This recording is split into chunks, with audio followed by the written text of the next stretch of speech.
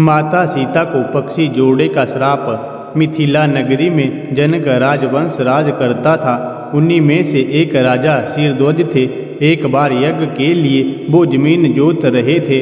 उसी समय वहाँ से एक छोटी कन्या निकलती है।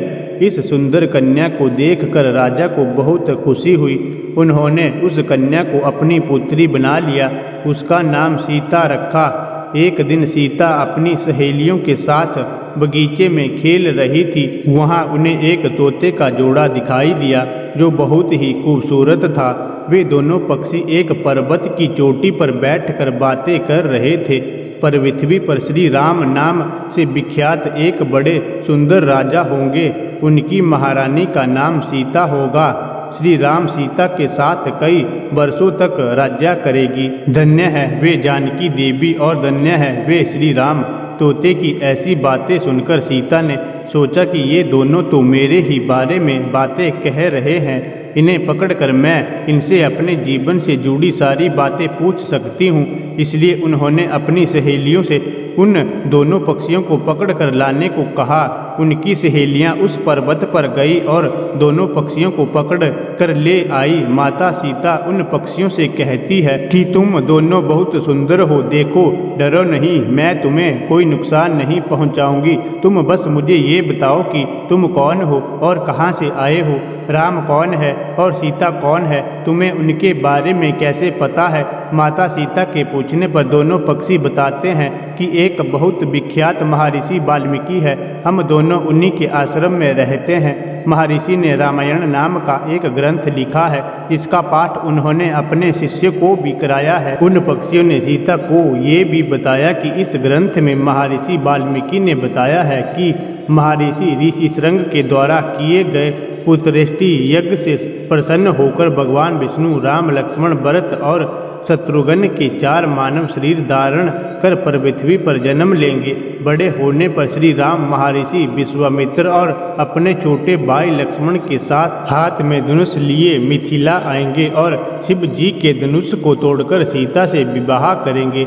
फिर उस पक्षी के जोड़े ने कहा, हे सुंदरी, हमने तुम्हें सब कुछ बता दिया, अब हमें छोड़ दो, हम जाना चाहते हैं। पक्षियों की बातें सुनकर माता सीता के मन में और भी बातें जानने की इच्छा हुई। उन्होंने उन दोनों से पूछा कि राम कहाँ होंगे, वे किसके पुत्र हैं, कैसे वो मिथिला आकर जानकी से विवाह करेंगे। नर तोता बोला कि श्री रामचंद्र का मुख कमल के समान सुंदर, नेत्र बड़े बड़े और खिले हुए, नासिका ऊंची पतली भुजाएं, घुटनों तक गला शंख के समान होगा।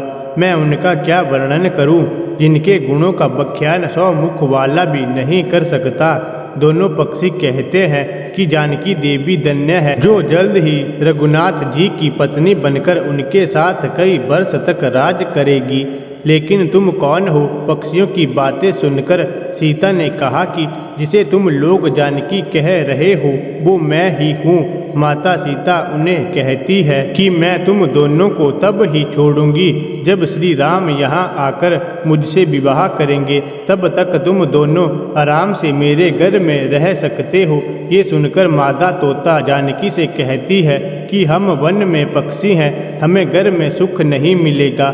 मैं गर्भवती हूँ, मुझे जाने दो, मैं अपने स्थान पर जाकर बच्चे पैदा करूंगी। आप चाहे तो उसके बाद फिर से यहाँ आ जाऊंगी। उसके कहने पर भी सीता जी ने उसे नहीं छोड़ा। तब उसके पति यानी नर तोते ने कहा, सीता मेरी पत्नी को छोड़ दो, वो गर्भवती है। जब ये बच्चों को जन्म दे देगी तब उसे लेकर मैं फिर तुम्हारे पास आ जाऊंगा। तब माता सीता ने कहा, तुम आराम से जा सकते हो, लेकिन ये मुझे बहुत पसंद है। तुम घबराओ नहीं, मैं इसकी अच्छे से देखभाल करूंगी। जब सीता ने उस मादा तोते को छोड़ने से मना कर दिया तब वो पक्षी दुखी हो गया। पक्षी दोबारा सीता जी से निवेदन करता है कि मैं अपनी पत्नी के बिना जिंदा नहीं रह सकता, इसलिए इसे छोड़ दो। माता सीता तुम बहुत अच्छी हो, मेरी प्रार्थना मान लो। इस तरह उसने बहुत समझाया, लेकिन सीता ने उसकी पत्नी को नहीं छोड़ा। तब मादा पक्षी ने क्रोध में सीता को श्राप दिया कि अरे, जिस प्रकार तू मुझे इस समय अपने पति से अलग कर रही है वैसे ही तुझे भी स्वयं गर्भवती की अवस्था में श्री राम से अलग होना पड़ेगा। कुछ दिन बाद पति से बिछड़ने के दुख में मादा पक्षी के प्राण निकल गए। पत्नी की मौत हो जाने पर नर पक्षी दुखी हो गया। फिर वो सीता जी से बोला कि मैं मनुष्यों से बड़ी श्री राम की नगरी अयोध्या में जन्म लूँगा। मेरे ही कारण तुम्हें पति के वियोग का दुख उठाना पड़ेगा। यह कहकर वो वहाँ से उड़ जाता है। कुछ साल बाद उसका जन्म अयोध्या में धोबी के घर हुआ। उस धोबी के कारण ही सीता जी का अपमान हुआ।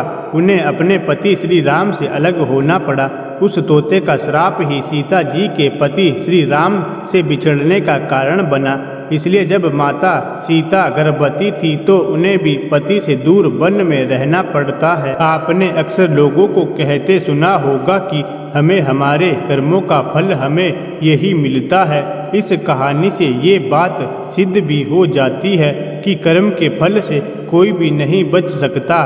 फिर चाहे वो भगवान राम हो या सीता, सभी को अपने कर्मों का फल भोगना पड़ता है।